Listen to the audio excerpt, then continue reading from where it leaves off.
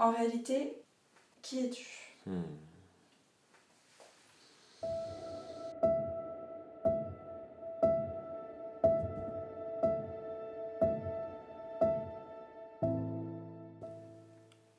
En réalité,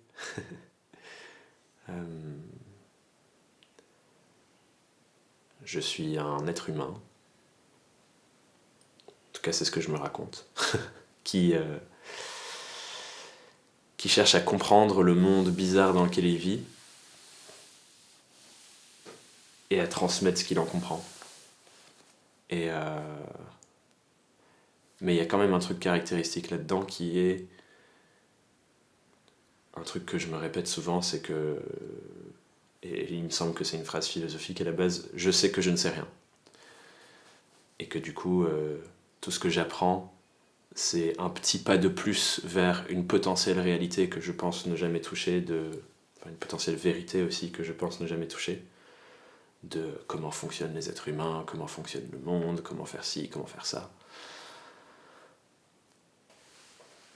Je suis fasciné par la vie, parfois un peu trop.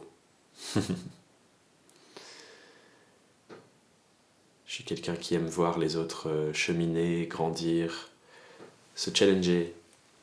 J'adore voir les gens passer des barrières et lâcher le masque. Et j'aime beaucoup cette part de moi. Qui se nourrit de voir les autres grandir en fait.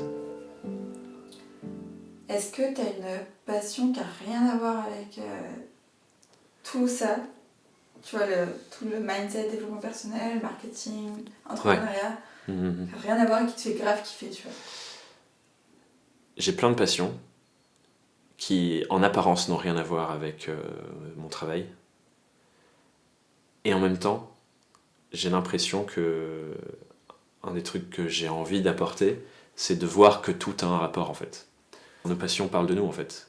Et quand je comprends ce que mes passions disent de moi, je peux réinjecter ça dans les autres choses que je fais pour qu'elles soient tout aussi passionnantes, même si c'est pas le même domaine à la base. This is her queendom, please respect her rule. Hurry up quick, El Jefe's coming soon. Qu'est-ce qui est réellement important pour toi dans ton activité ? Et pourquoi c'est important pour toi ?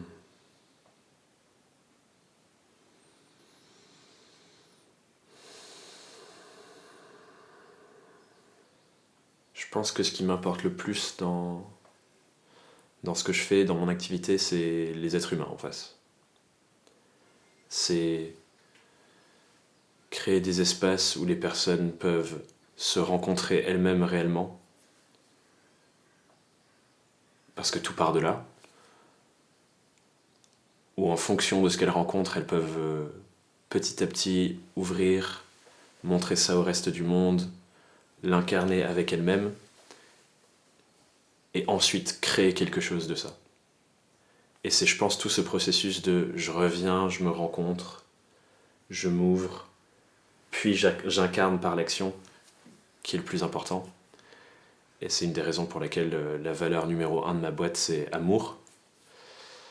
Parce que ça part de l'amour, en fait. Pour moi, en tant qu'accompagnant, d'accueillir quelqu'un dans toute sa vulnérabilité, avec tout son passé, avec tout ce qu'elle est en train de vivre en ce moment, c'est le point de départ de n'importe quel cheminement, n'importe quelle transmission, n'importe quelle transformation. Et pour l'autre, de s'accueillir elle-même dans l'amour, c'est aussi le point de départ, parce que tant qu'on réfute ce qu'on a vécu, ou ce qu'on veut, ou ce qu'on aimerait avoir, ben on peut pas l'avoir en fait. Et on pourra jamais créer ça. Donc ouais, je dirais la rencontre humaine, avec soi-même et avec l'autre, pour ensuite créer à partir de ça. Je dirais la rencontre humaine. Ouais. Donc ouais, la rencontre humaine, avec soi, avec l'autre, et à partir de cet espace, aller créer quelque chose dans le monde qui fait une différence.